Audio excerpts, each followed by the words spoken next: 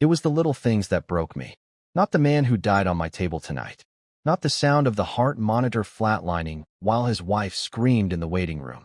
Not even the ache in my lower back from standing 14 hours straight in compression cycles that didn't work. I've trained for that kind of devastation. It's part of the job. But walking into my own home, my supposed refuge, and hearing nothing but silence, that's what cracked me. The house was dark when I stepped inside, the kind of quiet that feels too deliberate. Not peaceful, hollow. I dropped my keys into the bowl by the door, slipped off my shoes, and noticed the first odd thing, Alara's boots. They were damp, lined neatly beside the entryway. She wasn't supposed to be here. Not tonight. Harper and I had agreed. She'd spend Christmas Eve with her grandparents. That was the plan. But her boots told a different story. I found her curled up on the couch, knees tucked beneath her, still wearing the red and green sweater she'd picked out for the family dinner. Her arms were wrapped tightly around a throw pillow, like it was the only thing anchoring her. The Christmas lights blinked from the mantel, reflecting dimly off her cheek. It wasn't until I saw the smear of mascara beneath one eye that my stomach turned. Alara. I kept my voice soft, trying not to startle her. Hey, what's going on? Why are you home? She didn't look at me at first, just stared at the blank television screen. I sat down beside her, close enough to feel the chill in her skin. They said there wasn't room, she whispered. It took me a second to understand what she meant. Room. At the table. At Grandma Brenda's. I wasn't expected, I guess. The air in my lungs turned sharp. What do you mean? You weren't expected? They forgot I was coming. Or said they did. Her voice cracked on the last word. Cousin Amelia was sitting in my spot. No one said anything. No one moved. I stared at her, frozen. This girl, my daughter, had packed her overnight bag, worn her holiday sweater, driven herself, in the dark, to what she thought would be a warm family celebration. And they had turned her away. Not yelled. Not screamed. Just acted like she wasn't supposed to be there. Quiet rejection, the cruelest kind. I didn't want to make a scene, she added, barely above a breath. So I said I'd forgotten something. And I came home. The knot in my chest twisted until I couldn't breathe. I reached out and brushed her hair from her forehead, kissed it gently. Did you eat? I asked, though I already knew the answer. She shrugged. Made some toast. Found half a banana in the fridge.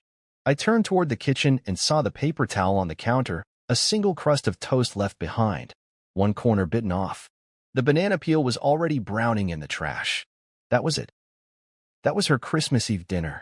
Something inside me cracked, but not in fury. Not yet. It was something more still, more grounded, like a deep tectonic shift under calm waters. The kind of clarity that doesn't scream. It just rises. I didn't yell. I didn't storm down the street. I just sat with her. I pulled the blanket higher around her shoulders and leaned into the silence with her. I wanted to ask her more. Did anyone offer her a plate? Did they at least say hello? But I knew the answer. She wouldn't be home otherwise. And Alara wasn't the kind of girl to lie. She wasn't dramatic. She didn't exaggerate. If anything, she'd underplay what happened. Were you scared driving home?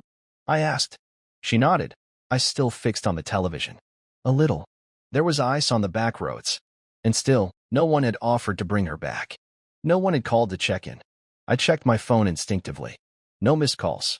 No messages from Harper's side of the family. No, hey, Alara left early. Everything okay? Nothing. Did you tell your mom? I asked, already knowing she hadn't. No, I didn't want her to feel bad. It's Christmas. I felt something rise in my throat, grief, maybe, for a version of the world I thought we lived in. For years, I had played along with Harper's family. Dinners, holidays, obligations. I had been the agreeable one, the ER doctor who didn't make waves. The husband who sent checks when things broke. Who nodded politely when Brenda criticized our parenting in passive-aggressive tones. But Alara had never complained. She just wanted to be part of the family. Tonight, they told her she wasn't.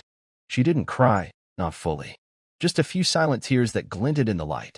But her hands gave her away, shaking slightly as she clutched the pillow tighter.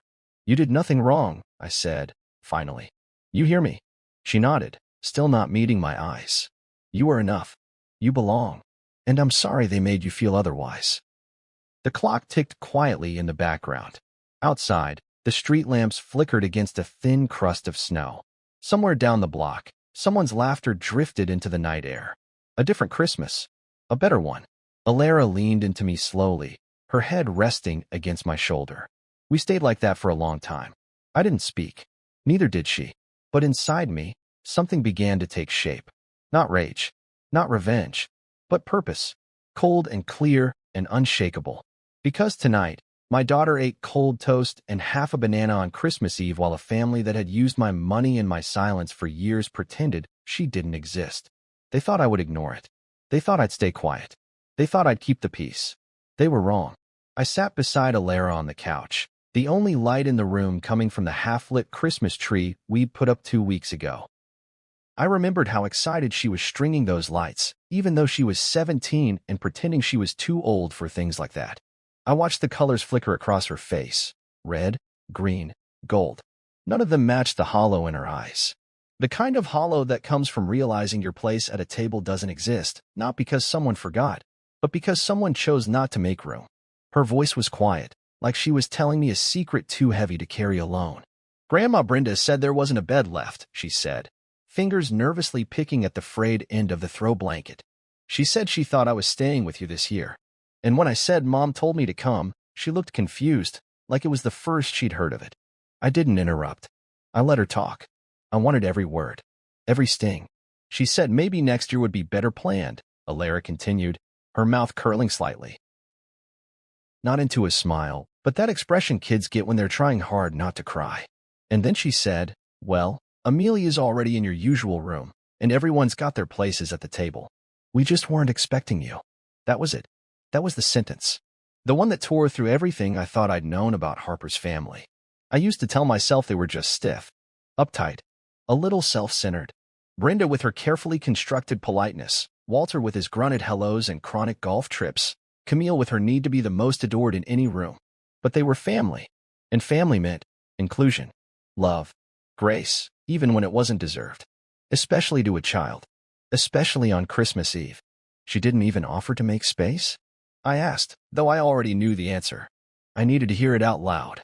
Needed the confirmation that I wasn't inventing outrage where none existed. Alara shook her head. Uncle Drew saw me at the door and said, didn't think you were coming. Like it was nothing. My jaw clenched. I didn't even realize my hand had balled into a fist until my knuckles ached. But I didn't want Alara to see rage. She needed steadiness now, not another kind of volatility. And Mom's sister, Aunt Camille, she just nodded from across the kitchen, she said, barely above a whisper. Didn't even say hi. Just went back to carving the ham. I swallowed hard. Camille. The same Camille I loaned nearly $8,000 when her car got repossessed. The same Camille who'd stood in my kitchen last year, crying about her job and asking for help with Lily's tutoring. That woman couldn't even acknowledge my daughter on Christmas Eve? Alara pulled her knees up tighter under the blanket. I didn't want to make Mom feel bad. I figured maybe it was just a mix-up. No, I said. Don't do that. She blinked at me, confused. Don't protect them. Don't shrink to make this okay. Alara looked down at her lap, lips pressed together like she was holding something back. You have every right to feel what you feel, I said gently. They hurt you. You were supposed to be welcomed, expected, loved. They had a choice, and they made it. She nodded slowly, and I saw the weight of it starting to settle, not just in her shoulders but in her spine, in her understanding of the world. This wasn't a mistake. This wasn't poor planning. This was intentional. And I had let this go on for too long. The years played back in my head like a reel of quiet slights. The way Brenda would cut me off mid-sentence at dinners to redirect the topic to Camille's latest charity involvement. The way Walter never asked about Alara's school or her art competitions. The way Harper's family always forgot to include us in group messages until it was time to split bills or share photos, none of which featured Alara. I saw it now. It wasn't a one-night offense. It was a long con of exclusion dressed up in civility. They hadn't just forgotten Alara this year. They'd never fully accepted her. And it wasn't because of her. It was because she was mine. They tolerated me for Harper's sake. Smiled politely at holidays. Took the money I offered whenever they hit a rough patch. But they never saw me as one of them. And Alara? She was the quiet casualty of that silent war. I stood up, pacing the room slowly, my thoughts colliding in sharp, relentless waves. Harper was upstairs, probably asleep or pretending to be. She hadn't come down when I walked in. Hadn't asked why Alara was on the couch. Maybe she knew. Maybe she didn't. But by morning, she would. Do you want to call someone? I asked Alara. A friend? Maybe we could invite someone over tomorrow. She shook her head. I just want to stay here tonight. With you. I knelt beside her, placed a hand on her knee. That's exactly what we'll do. We sat in silence for a few minutes. I watched her try to relax, but I can still see it in her posture, the tightness in her jaw, the way she kept blinking too quickly, as if trying to erase the night with sheer will. I've always felt like they didn't like me much, she said suddenly. I just didn't think they'd actually show it. That line sat between us, heavy and unmovable. I realized she hadn't been waiting for confirmation. She'd been waiting for someone to say it wasn't just in her head. I see it now, I said, voice even. I see all of it. And I'm sorry it took this long. She nodded again, a little more sure of herself this time. The flicker of pain in her eyes didn't go away, but something steadier settled in behind it. Not peace. Not yet. But the beginning of self-worth reforged in truth. Tomorrow, I would talk to Harper. I didn't know what she'd say. I didn't know what she'd defend or deny. But I knew what I needed to do. They'd made Alara feel small. Unimportant. Expendable. That wasn't something you apologize for with a card and a casserole. It was time they learned what it meant to be cut off not from money, but from meaning. Because my daughter wasn't just good enough.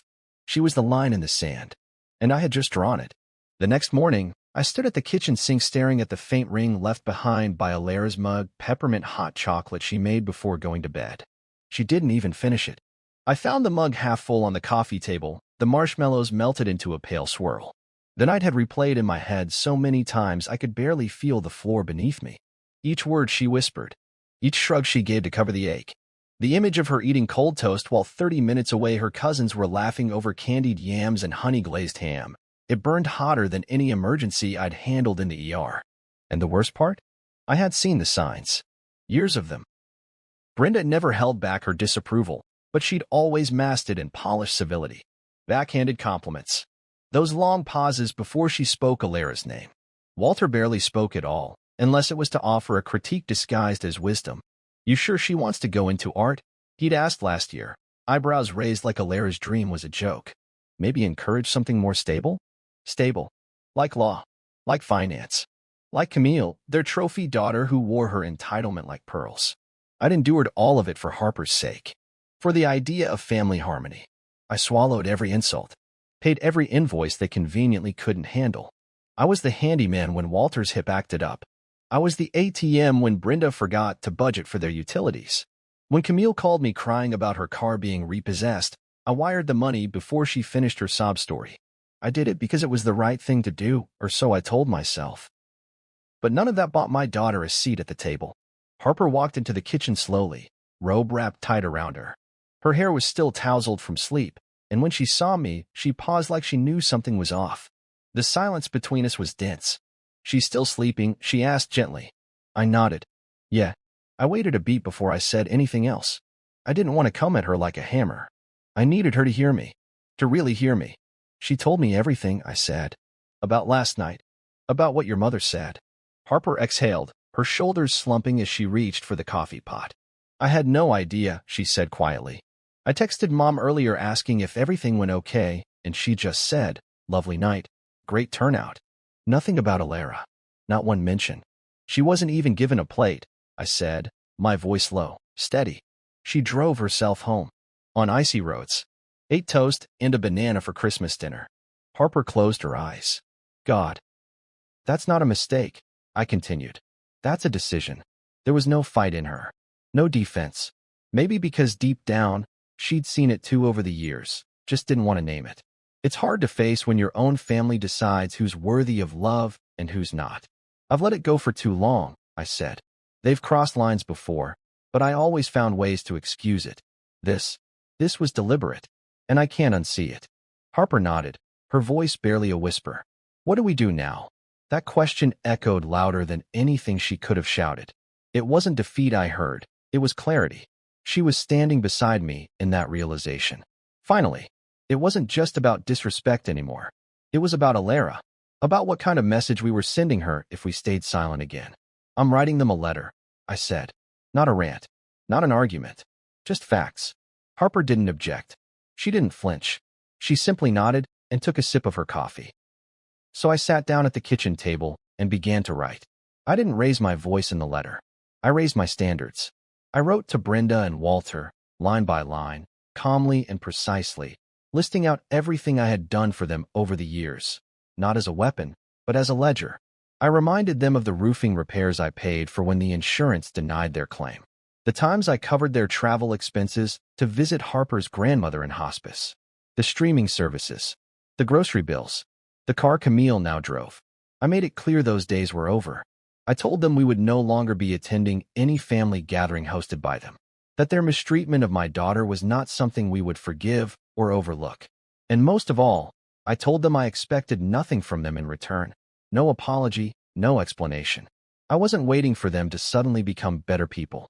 I was just letting them know the line had been drawn, and we were on the other side of it. Harper read it when I finished. She didn't suggest edits. She folded the letter, placed it in an envelope, and sealed it herself. We drove together to their house. The streets were still coated in morning frost, the sky overcast and silent. When we arrived, I rang the bell. No one answered. I wasn't surprised. Even their silence came with timing. So I knelt and slid the envelope under the door. 15 minutes later, as we were pulling out of the driveway, the silence shattered.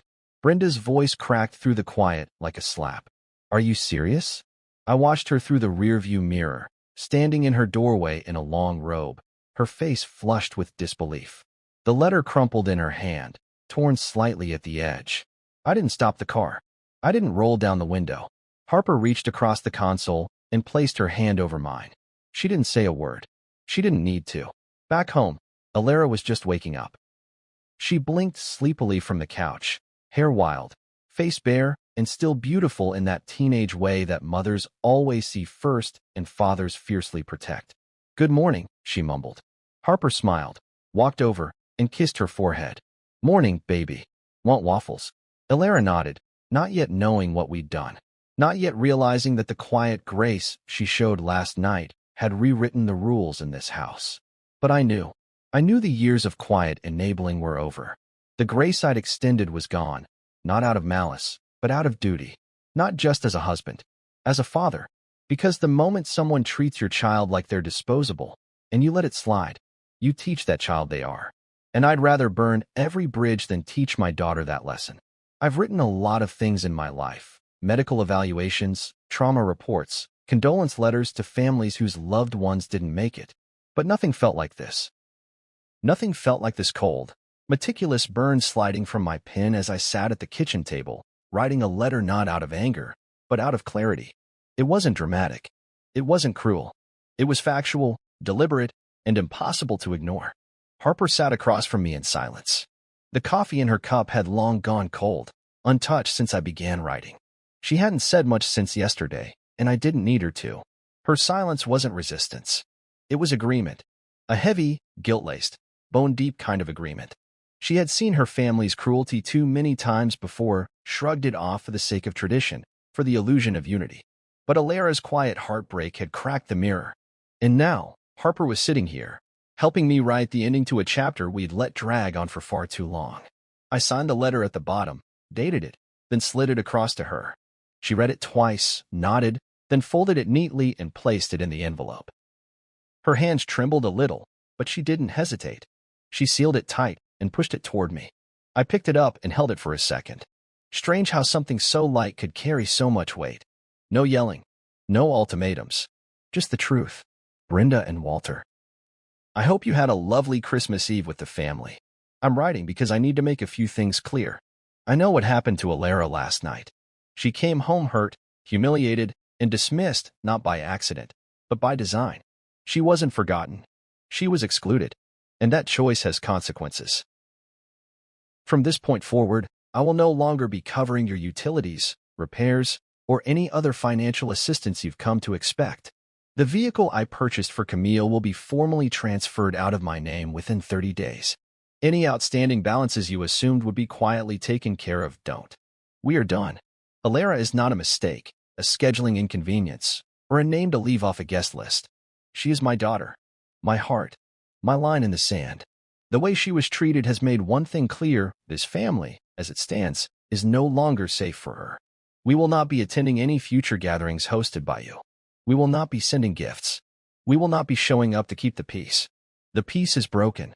I wish you well. I truly do. But we're done pretending this is anything but what it is. D. I didn't reread it. I didn't need to. I tucked the letter inside my coat pocket, kissed Harper on the forehead, and told her I'd be back in 20. Their house was less than 15 minutes away, tucked in a manicured cul-de-sac that smelled of seasonal wreaths and performative wealth. It looked like a Christmas card, perfect white trim, plastic reindeers still frozen mid-prance on the lawn, and a mailbox that still bore the crooked sticker Alara had put on it years ago when she thought stickers made everything better. I parked at the curb, sat for a moment with the engine running. This wasn't vengeance. This wasn't about punishing anyone. This was me choosing my daughter. Finally, fully, without apology, I walked up to the door and rang the bell. Once, twice. No answer. The curtains were drawn, but I knew they were home. Brenda always made a production out of brunch the day after Christmas. There was no way she wasn't within 10 feet of that door. I took the envelope, crouched, and slipped it under the door. It disappeared without resistance. I turned and walked back to my car. And that's when it came, the scream. It wasn't horror. It wasn't grief. It was insult. It was the cry of someone who'd lost access, not affection. Are you serious? I didn't turn back. I just slid into the car, buckled my seatbelt, and drove. My phone buzzed within 5 minutes. Brenda. Then Walter. Then Camille. I let them ring. At home, Harper was sitting on the couch, phone in her hand, unread messages filling the screen. Let me guess, I said. She sighed. Brenda says we've deeply misinterpreted the situation. Walter says we've embarrassed the family. Camille says you're being emotional. I laughed. Actually laughed. Did anyone ask about Alara? I asked, even though I already knew the answer. She shook her head. Not one. That was the part that stuck with me. Not the financial shock. Not the sudden outrage. But the absence of even a single message asking, is Alara okay? No one asked how she got home. No one asked what she ate. No one asked if she felt hurt. Because to them, she didn't matter. Her feelings didn't even register in the aftermath of their entitlement. Do you regret it? I asked Harper quietly, not accusing, just curious. She took a deep breath. No, she said. But I'm embarrassed it took this for me to finally see it. We didn't talk much after that. We just sat, letting the quiet fill in the cracks left by a decade of swallowed insults and quiet compliance. That night, I checked in on Alara as she slept. Her room was still scattered with the remnants of her evening, the half-unpacked overnight bag, the crumpled paper towel from her toast. Her phone buzzed softly on the nightstand. A message from a friend, maybe, or a cousin trying to check in too late. I sat on the edge of her bed for a minute, just watching her breathe. She deserved better. Not just from them, but from me. I should have protected her sooner. Should have set boundaries years ago. But life gets noisy. And sometimes, in the hum of responsibilities and good intentions, you miss the quiet damage being done to the people you love most. But not anymore. This letter? It wasn't just a line in the sand. It was a gate, and I had just locked it. The first call came less than an hour after I got back home. I was sitting on the edge of the bed, elbows resting on my knees, phone in one hand, silence wrapped around me like armor. It buzzed once, Brenda. Then again, Walter. And again, Camille. Then Harper's cousin Drew, as if he had any authority in the matter. I didn't answer. I just watched the names pop up like weeds on a lawn I'd finally stopped tending. I let them all go to voicemail. They weren't calling to apologize. They weren't calling out of concern for Alara. They were calling because the benefits had dried up, and they were scrambling to find the faucet again. Harper walked in holding her phone like it was made of fire. Her eyes were rimmed red, not from tears, but exhaustion. She held it out wordlessly, and I knew it had begun, the flood. Messages, accusations, indignation masquerading as confusion. She handed me the phone and sat beside me without saying a word. I scrolled. Brenda, how could you do this? On the holidays? Do you realize what kind of message you're sending to the family? Walter, this is ridiculous. You're overreacting. It was a crowded night, that's all. Drew, just heard what you pulled. You're seriously cutting off your wife's parents? Over a chair. And then there was Camille. She didn't even pretend to dress her message up. Camille, you know what you're doing to your career, right? People talk, especially when they find out what kind of man you are. That one made me pause. Not because it hurt, because it confirmed everything. Camille didn't ask if Alara was okay. Didn't acknowledge that a 17-year-old girl had been turned away from her family's Christmas celebration. No. What mattered to her was optics, influence, appearances. She'd gone from victim to PR consultant in a sentence and a half. That was her specialty. Deflect and destroy. I showed Harper the message. She sighed, leaning her head against my shoulder. She always plays dirty when she's cornered. I noticed, I said. We both sat there, letting it all sink in. Years of effort. Thousands of dollars. Every Christmas card, every family trip, every favor called in or extended. None of it had earned Alara a seat at the table. And now that I'd revoked the invisible credit card they'd grown so accustomed to, the truth came flooding out. They weren't upset because they felt misunderstood. They were upset because they'd lost control. You're overreacting. That was their anthem. As if my daughter's dignity was a detail. As if her silent, heartbroken drive home in the dark, after being told there was no place for her, was something I was supposed to shrug off like a weather report. I turned off my phone. I couldn't stand the sound of it buzzing anymore. The entitlement in each vibration. I looked at Harper. You still with me on this? I asked. She looked up. I've never been more with you. It mattered more than I knew it would, hearing her say that. Harper had grown up under Brenda's rulebook. A quiet, gilded dictatorship masked as etiquette. I know it couldn't have been easy for her to let go of that scaffolding, even if it had always been cracked. But now she was choosing us. Choosing Alara. Choosing truth over tradition. Later that afternoon, I stepped out onto the porch to get some air. The winter breeze was sharp, biting through my sweater like it had teeth. I didn't mind. It reminded me I was still alive. Still capable of change. Still capable of drawing a line. Then my phone buzzed again. One last time. A text from Camille, short and smug. Camille needs help with Lily's science camp. Pay for it, and we'll move on. I actually laughed. Not because it was funny, but because it was so perfectly in character. This wasn't a family reaching out for reconciliation. This was a network of users trying to reset the password to an account I'd shut down. I walked inside and showed Harper the message. She stared at it for a moment, then shook her head in disbelief. They think this is transactional. To them, it always was. Camille's message didn't sting. It confirmed what I'd already accepted. They never respected me. Or Alara. Not really. I was a resource, not a relative. A means to an end. A man with a salary and a savior complex. But they forgot something. I wasn't just a doctor. I was a father. And now? I was a man who had finally stopped mistaking silence for strength. That evening, Alara sat at the table with us, sketching quietly in her notebook while Harper prepared dinner. The TV murmured in the background, some feel-good holiday movie we weren't really watching. But it felt different in the house. Lighter. Quieter. Honest. Alara looked up at one point and asked, "Are they mad?" I didn't flinch. "Yes." "Good," she said, with the ghost of a smile. It was then I realized this wasn't just about who got cut off or who lost what. This was about her. About what she would carry forward. About the story she would tell herself about her worth. She wasn't disposable. She wasn't second tier. She was not the girl forgotten at the door. She was the line in the sand. And we had drawn it not with anger, but with love. Love that finally said, enough. It was 2 days after Christmas when Brenda showed up. I saw her through the living room window before she rang the bell, standing on the porch in her fleece holiday robe like she hadn't had time, or the self-awareness, to change out of her Christmas performance costume. She had her hair tied in a hasty bun, no makeup except for the smudged remnants of mascara that made her look more theatrical than distraught.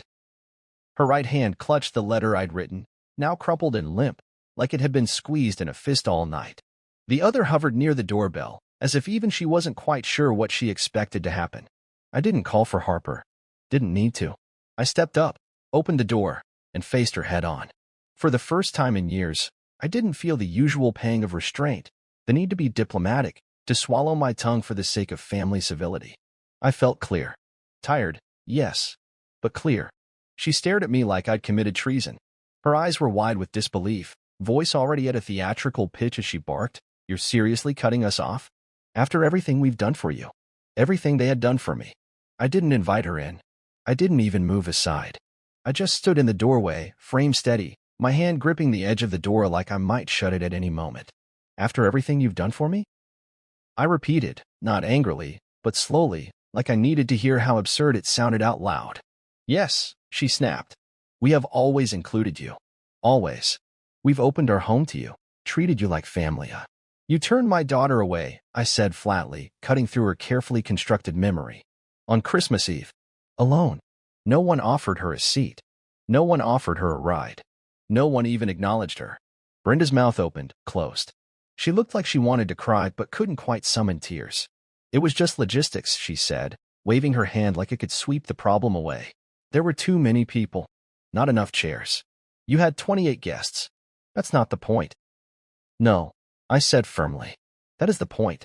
28 chairs, and somehow the only person who ended up without one was my daughter. Brenda stepped closer, testing the space between us. I didn't move. She looked down at the torn edge of the letter in her hand, then back at me. You're blowing this out of proportion. I tilted my head. Am I? Yes. Camille's daughter was already in the room Ilara usually sleeps in. There just wasn't space. We didn't think. That's the problem. You didn't think. You didn't consider her. She wasn't late. She wasn't a surprise. She was on the list, Brenda. She was expected. She showed up. And you looked her in the eye and told her there was no place for her.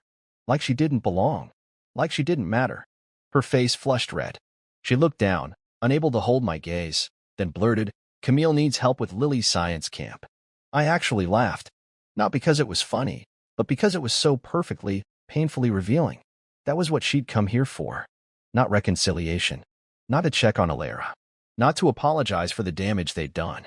She came with a request. A favor. A transaction thinly veiled in dramatics. Pay for it, she said, her voice flat now. And we'll move on. Move on. As if this entire thing were a misunderstanding that could be mopped up with a donation to Lily's extracurriculars. You think this is about money? I asked. Her eyes flicked up. Well, isn't it? That's what the letter said, isn't it? The letter was about accountability, I said. The money was just the part you could measure. The real cost? That's what you did to Ilara. Brenda scoffed. We didn't do anything. She's sensitive. Always has been. She could have stayed if she really wanted to. I felt something twist behind my ribs, but I didn't let it show. She came home crying, Brenda. She ate toast for dinner. On Christmas. And not one of you followed up. She could have spoken up. She shouldn't have had to. Brenda tore the letter in half right in front of me, dramatic and careless, the pieces fluttering slightly as they fell like broken paper feathers at our feet. This is ridiculous, she muttered. You're ruining the family over a teenager's feelings. I stepped outside, closing the door behind me. The temperature had dropped, but the chill was nothing compared to the ice in her tone. I'm protecting my daughter, I said. From people who've proven they don't value her. She stared at me like I was a stranger. Maybe I was. Maybe for the first time, she was meeting the version of me who didn't play nice just to keep the family boat from rocking. This is going to destroy Harper, she said, voice low, manipulative now. No, this is going to set her free. Brenda's jaw clenched. You think cutting us off is going to make you the good guy? Everyone's going to hear about this. Everyone. I nodded. Let them. And what will you say when they ask why? She demanded. I didn't hesitate. I'll tell them the truth. That my daughter knocked on your door on Christmas Eve, and you left her out in the cold. Brenda stared at me like she was finally realizing the rules had changed. That the quiet man who once passed her pipes, paid her bills, and smiled through every dismissive comment was gone. I took a breath, looked her in the eye, and said, Don't come to this house again. She blinked. Excuse me. You're not welcome here. Not until you understand what you did. Not until you apologize to Ilara. Not to me. Her. Until then, this door stays closed. Brenda's face contorted between fury and disbelief. She opened her mouth again, but I didn't wait to hear it. I stepped back inside and shut the door, gently, deliberately. Harper stood in the hallway, arms folded, eyes rimmed with sadness but not surprise. You heard. She nodded. Every word. We stood there for a moment in silence, the muffled sound of Brenda's car door slamming echoing faintly outside. The weight of what we'd just done hung in the space between us, heavy, but necessary. I've never seen her look like that, Harper said finally. I don't think she's ever been told no. Ilara came down the stairs a minute later, rubbing her eyes, still in her pajamas. Was that Grandma? She asked quietly. I knelt beside her. Yeah. She came to talk. What did she say?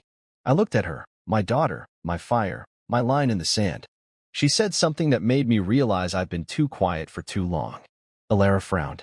Are you okay? I nodded. I am now. Are you? She thought about it for a second, then nodded back. Yeah, we didn't say anything else. Because sometimes, the most powerful thing you can say is nothing at all. And closed the door. The first thing I did was open my laptop and scroll through every recurring payment I had ever set up in the name of generosity. The list was longer than I wanted to admit. Some of them I'd forgotten about.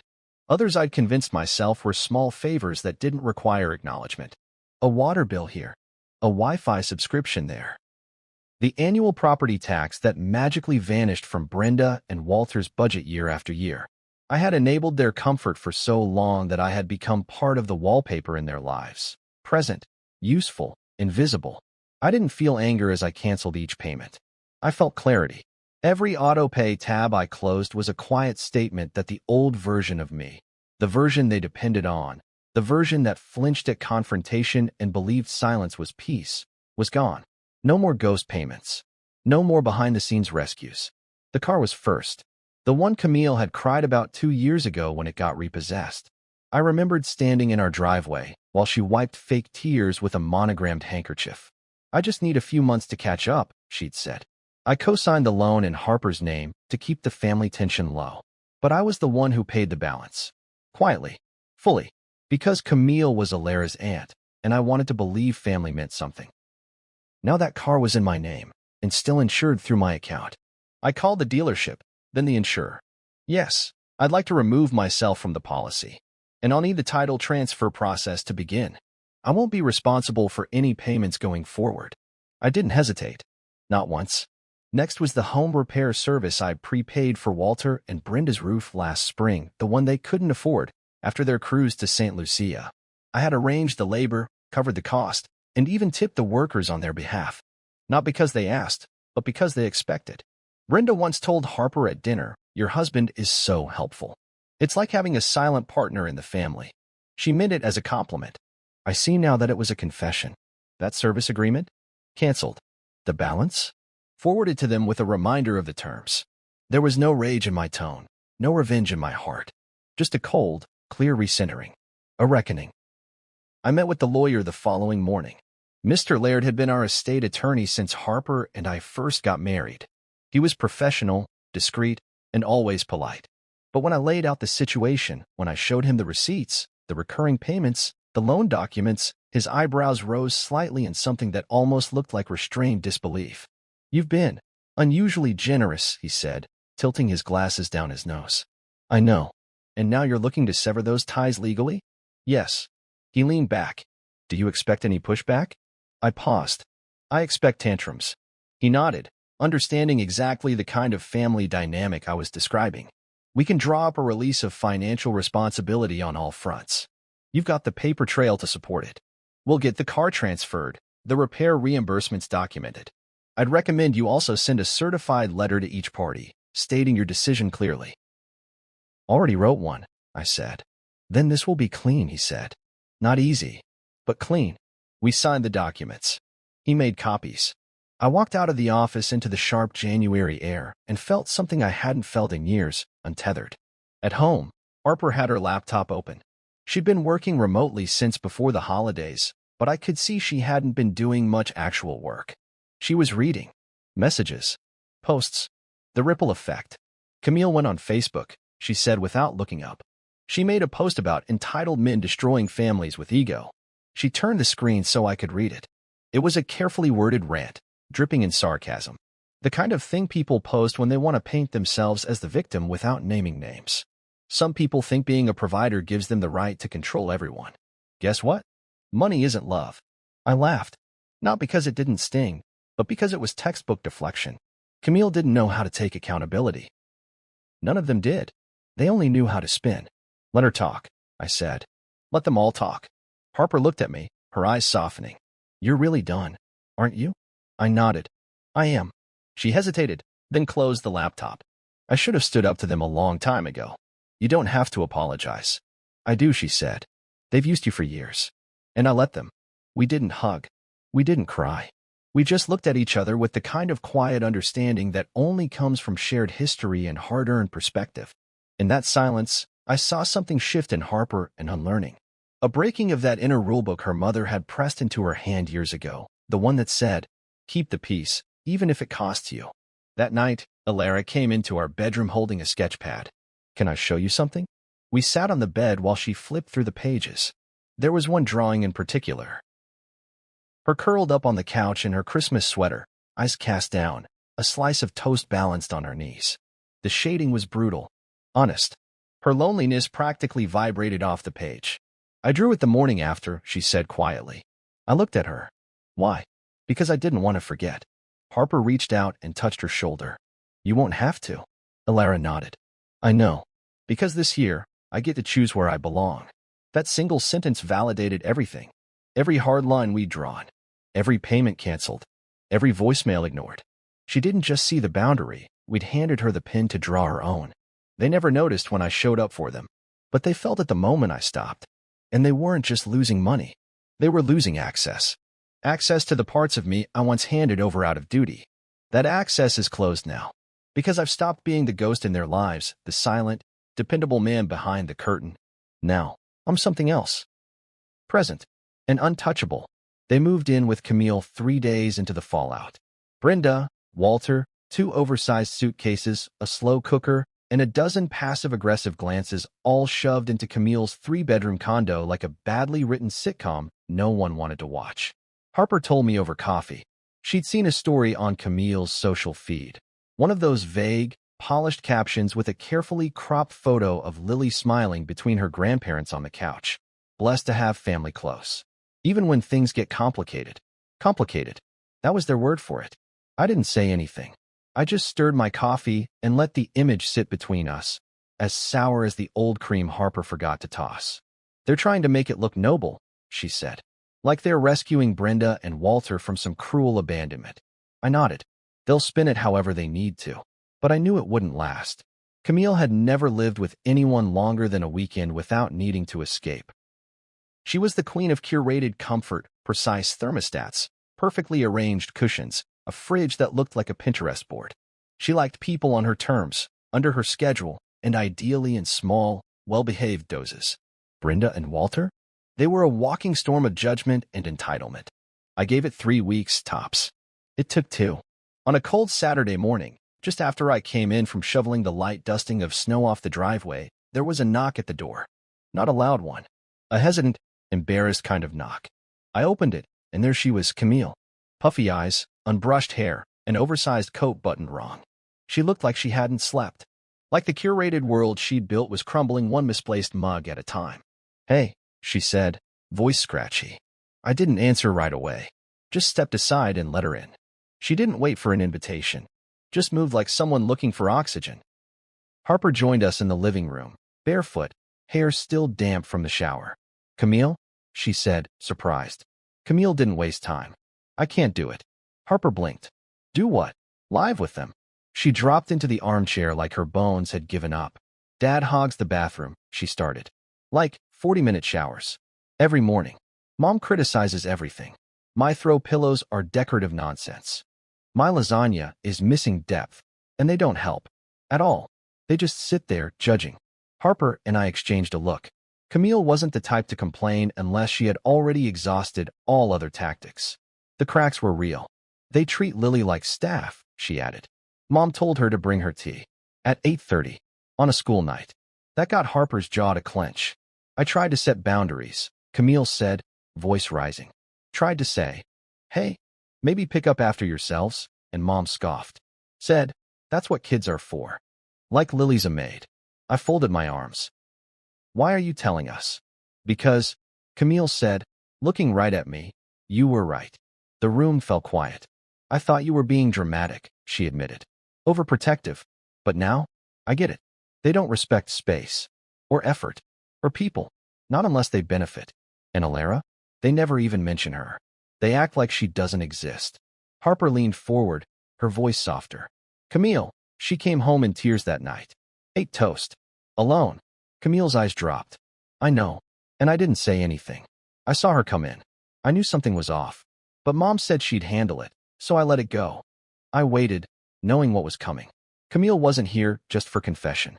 She needed something. She looked at me again. I don't suppose you'd help them find a rental? There it was. I smiled. No. Camille blinked. No. No, I repeated. You stood by while they turned my daughter away. That was your choice. This is mine. Harper didn't interrupt. She just sat there, watching Camille finally feel the weight of the mess she'd been propping up for years. Camille had always been Brenda's mirror, deflecting. The emails started trickling in around the second week of January, mostly from extended relatives I hadn't heard from in months. Some came from people I barely remembered. A few were just subject lines with no body text, like their senders wanted to acknowledge the situation without stepping into it. One message read simply, "I didn't know. I'm sorry." Another one came from Harper's cousin, Becca, who had always seemed quietly decent but distant. "If Alara ever wants to join us for our spring art trip, she's more than welcome. We see her now. We really do." It was surreal. No one from Brenda's household had publicly addressed the situation. No admissions, no apologies, not even a vague Christmas card sent late. But the story had leaked. Slowly. Naturally. I hadn't aired it in group chats or posted about it online. I didn't need to. The truth has a way of rising on its own. When people asked, I answered plainly. Alara showed up for Christmas Eve and was told there wasn't room. No ride. No plate. No place. She came home alone, while 28 others raised glasses around a dinner table bought with money they borrowed from me. And that did more than any angry monologue ever could. Reputations don't shatter with hammers. They corrode with quiet, consistent truth. The stories I had once been too tired to tell about the bills I paid, the favors I granted, the silence I gave in exchange for proximity had started circulating now, not from me, but from the people who had once sat back and accepted them as normal. Because when the funding stops and the facade cracks, people start talking. And when they talk, they remember. I didn't answer the messages with paragraphs, just brief replies. Thank you. We're doing well. Alara appreciates the support. I didn't need to elaborate. The story was already out there. What struck me most was the silence from Brenda and Walter. Not one message. Not even a performative reach out. They had always been loud in entitlement, but now that they'd been cut off and called out, their power was gone. They couldn't weaponize the money I no longer gave. Couldn't manipulate the narrative with half-truths when people were already comparing notes. Because truth makes noise, even when you whisper it. I heard from Harper's Uncle Raymond, a soft-spoken man who never raised his voice but always paid attention. His message read, I saw Alara's name wasn't on the seating list. We all did. I should have said something. That's on me. It was the first time anyone from the older generation acknowledged the truth outright. No excuses. No sugarcoating. Just an admission. I printed it and kept it in my desk drawer, not out of vindictiveness, but as a reminder that integrity still existed in that family, even if it had been buried beneath layers of politeness. Meanwhile, life around here was peaceful. Our dinners were quiet but warm. Alara had taken up a new painting series, portraits of faceless crowds, each figure detailed except for the eyes. I didn't ask what they meant. I didn't need to. They were the people who had seen her but refused to see her. One evening, as she worked on a canvas in the sunroom, Harper walked over and sat beside me on the couch. Did you ever think it would play out like this? She asked. Like what? People taking our side. The truth actually coming through. I thought about it. No, I admitted. I thought they'd bury it. Pretend it never happened. Harper nodded. They're still trying to, in some ways. Brenda told my Aunt Loretta that we were processing some emotional issues and needed space. Sure, I said dryly. Emotional issues like not letting our daughter eat scraps on Christmas. Harper gave a faint smile. You know what I realized? What? All these years, we weren't just funding their lifestyle. We were funding their image of themselves. The generous hosts. The matriarch and patriarch. The family glue. I turned that thought over. It was true. Every dollar I'd sent, every repair I covered, every car payment I silently made, it had all helped them maintain the illusion that they were gracious, stable, giving. But the moment that foundation cracked, their identity came with it. They can't buy back what they lost, I said. Not with borrowed money. Not with holiday photos. Not even with lies. Harper looked toward Alara, who was dabbing paint gently along the outline of another anonymous figure. Do you think they'll ever say sorry? I considered it. Brenda? Maybe, in a carefully written card that never quite admitted fault. Walter? Not a chance. Camille? If she did, it would come wrapped in deflection and strategic timing. Maybe, I said, but I'm not waiting for it. Alara walked in 10 minutes later, barefoot, holding her painting. Can I show you guys something? We nodded, and she flipped the canvas around. It was a dining room. Long, polished table. Empty chairs on one side. Rigid, uniform, cold. On the other side, a single chair pulled close to a warm hearth. Paint strokes glowing gold and amber. I call it the real table, she said. Took me 2 weeks. Harper's eyes welled up. I just smiled and said, you nailed it.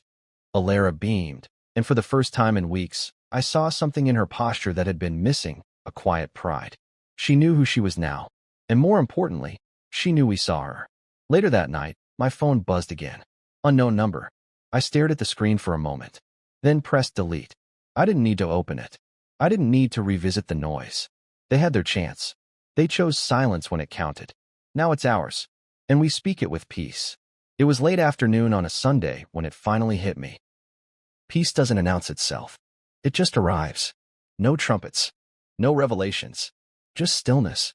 I was on the back porch with Harper and Alara, each of us holding tall glasses of lemonade, the kind Harper made from scratch with the tartness just right and the sugar never overdone. Alara's feet were tucked under her in the wicker chair. Harper's head rested lightly against my shoulder. And I didn't feel like a man bracing for the next demand. I felt, here, present, home. The 2 years since that Christmas had passed slowly and then all at once. In some ways, the house felt bigger, lighter. Not physically, of course, but emotionally. Without Brenda's shadow looming in every conversation, without Walter's dismissive commentary disguised as advice, and without Camille's curated chaos always orbiting our decisions, we finally had space. Space to breathe, to think, to build new traditions. Not because we needed a reason, but because we could. I glanced at Alara. Her hair was longer now, dyed the soft plum color she'd always wanted but used to hesitate over because of Brenda's snide comments about respectability. She was in her first year at the local arts academy, full scholarship, portfolio strong enough to speak for itself.